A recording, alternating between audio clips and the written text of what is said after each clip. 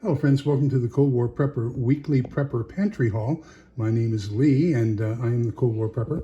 So this is the week ending April 12th, 2025, and these are the items that I've acquired in preparation for the apocalypse. First one I want to talk about, this is not new, this is old. I got it here for an example, and you can see what I need it for. I need more orange cord for my ferrocerium rod.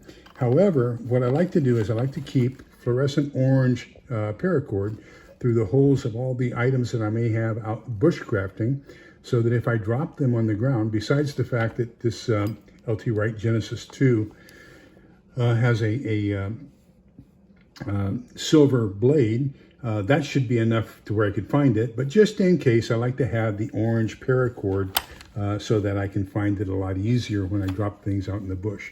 Now you can tell the difference in age between the new paracord and the one I have on my favorite bushcraft knife.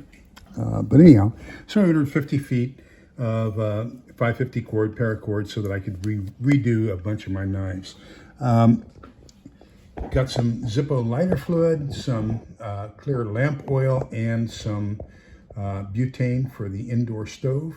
I can't find the 4-packs anymore at Sam's, so I had to get a 3-pack from Academy.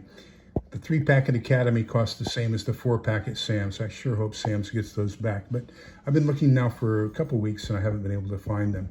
I did get my Thrive Life order in. We got 2 vegetables, 3 fruits, 2 proteins, and 1 dairy. So I like to get a diced tomatoes every time I have an order.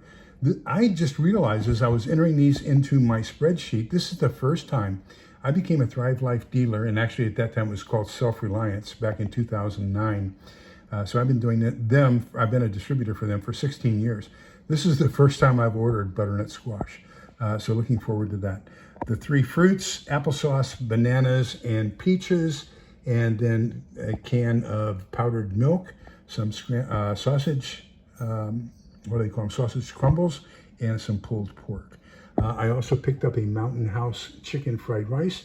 This is just add hot water and let it seep, and that's going to be for odor control in a post-apocalyptic world. During that first period where people are running around crazy and looking for food, they won't smell anything coming out of my house. So that's what the butane's for, so I can cook without odor, and then just boil water, add it to this, and people won't know that I'm eating. They won't be able to smell anything. This is the Better Homes and Gardens sealing container, about the same size as a PC or a number 2.5 can, so that I can use that sealable lid instead of these coffee can style lids. I think that'll keep things fresher a lot longer. Some granulated garlic for some of the recipes we do. Some corn muffin mix from Jiffy. Picked up 4. Going to vacuum seal 2 of those, and then 2 of those are going to go into our immediate pantry. I didn't realize we didn't have any available. Everything we had was vacuum sealed. I really don't want to break open vacuum seals right now yet. So I prefer to use some newer stuff. I know that's not the best rotation, but that's just how I'm going to do it. I also got some cornmeal. This will be for either corn tortillas or for corn mush or for fried corn mush, but I'll vacuum seal this bag as well. Got an entire German chocolate kit, so the coconut pecan icing, don't have to worry about vacuum sealing that, but I will vacuum seal the cake mix. And now this requires water, oil, and eggs.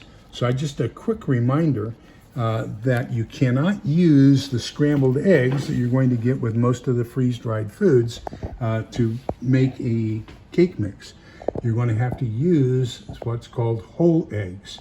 So if you plan on baking in a post-apocalyptic world and you need eggs, remember to get whole eggs for mixing with your baking items and not just the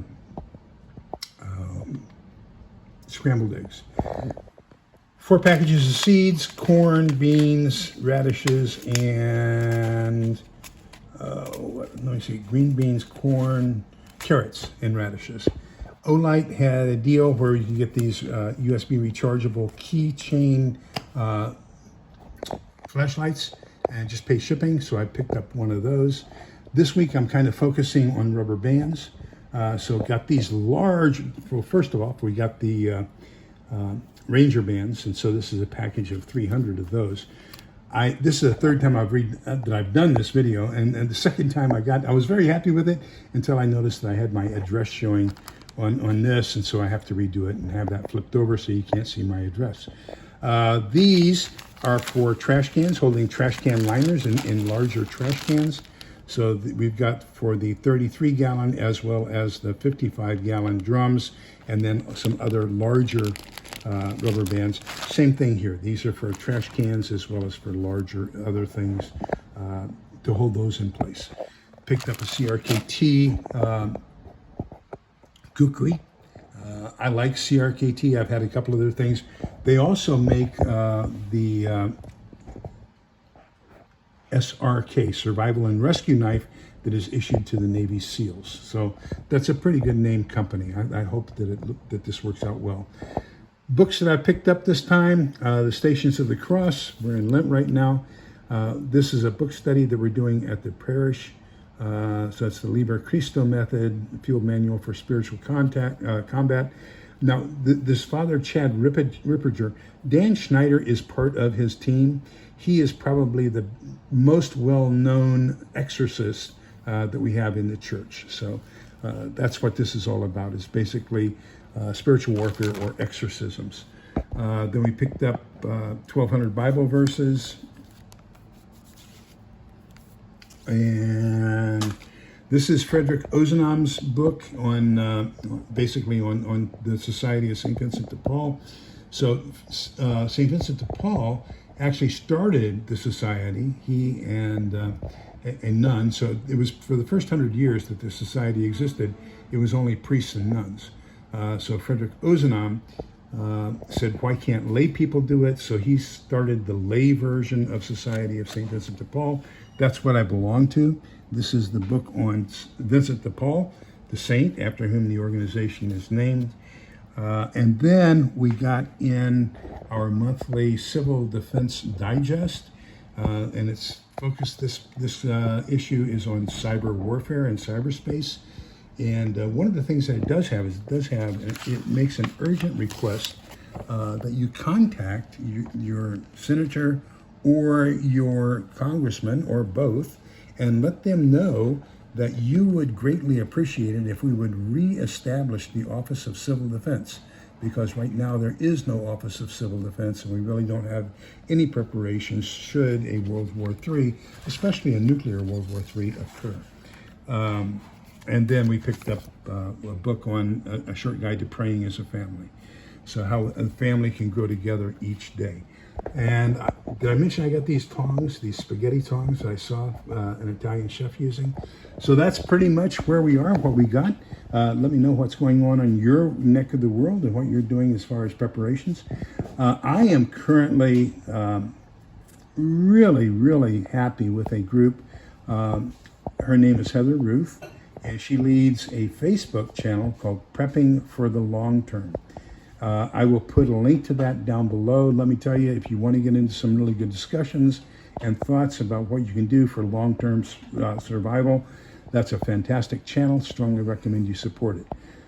Remember, we aren't going to get out of this if we don't get together and work together and find a way to do this as a team. So remember, we're all in this together, so we can come out the other side together. Please be kind, polite, and respectful to each other, because togetherness is the key.